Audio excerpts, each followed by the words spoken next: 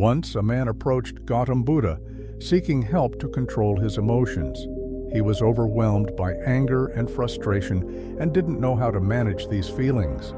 Buddha smiled warmly, asked him to sit down, and said, "Let me share a story with you. Long ago, there was a king who ruled a prosperous land. One day, he decided to visit a neighboring kingdom. This king was known for his remarkable wisdom, and the visit promised to be a learning experience. Upon arrival, he was greeted with grand festivities, including a lavish feast held in his honor. As the king began eating, he noticed a fly had landed in his soup. Disgusted, he called for a fresh bowl and fumed about the situation. The neighboring king, observing this, leaned in and said, "Your Majesty, why let such a small thing ruin your mood? It's just a fly." The visiting king retorted, "I cannot tolerate even the smallest disruptions. They irritate me beyond measure." The wise king smiled. "It's not the fly that disturbs your peace," he said. "It's your reaction to it. You have the power to control how you respond to situations. Don't let external things decide your emotions." This struck the visiting king deeply.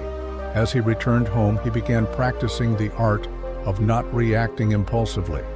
Over time, he discovered that by staying calm, he could handle challenges better and maintain peace within himself. This lesson resonates with all of us.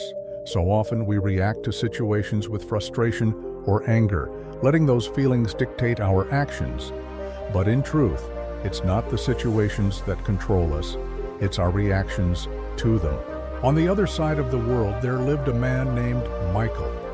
Michael was emotional by nature, and he often let anger or frustration get the better of him. His quick temper led to arguments, hurt feelings, and regret. He wanted to change. One day, Michael decided he'd had enough. He started learning mindfulness and meditation, tools to help him understand and process his emotions. At first, it was challenging. When faced with something upsetting, his initial instinct was to react impulsively. But he tried something new. He paused, took deep breaths, and allowed himself to think before responding. Slowly but surely, Michael noticed a difference. His relationships improved.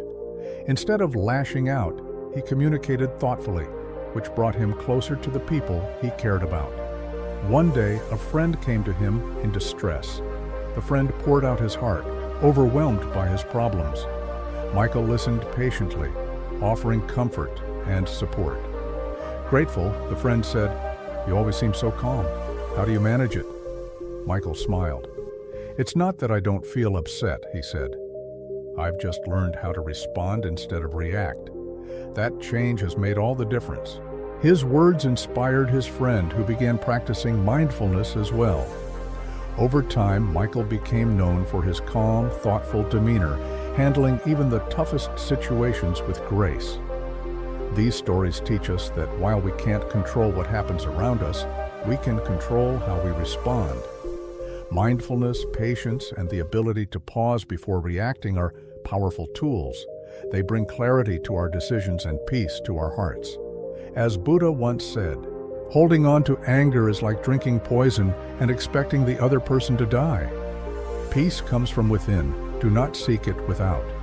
The mind is everything. What you think, you become. The power of not reacting isn't about suppressing emotions, it's about understanding them.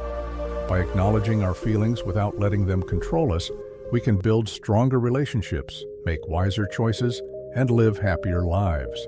In the end, Buddha's wisdom reminds us, love deeply, live gently, let go of what's not meant for you. By practicing mindfulness and embracing this way of thinking, we can transform our lives and find true peace.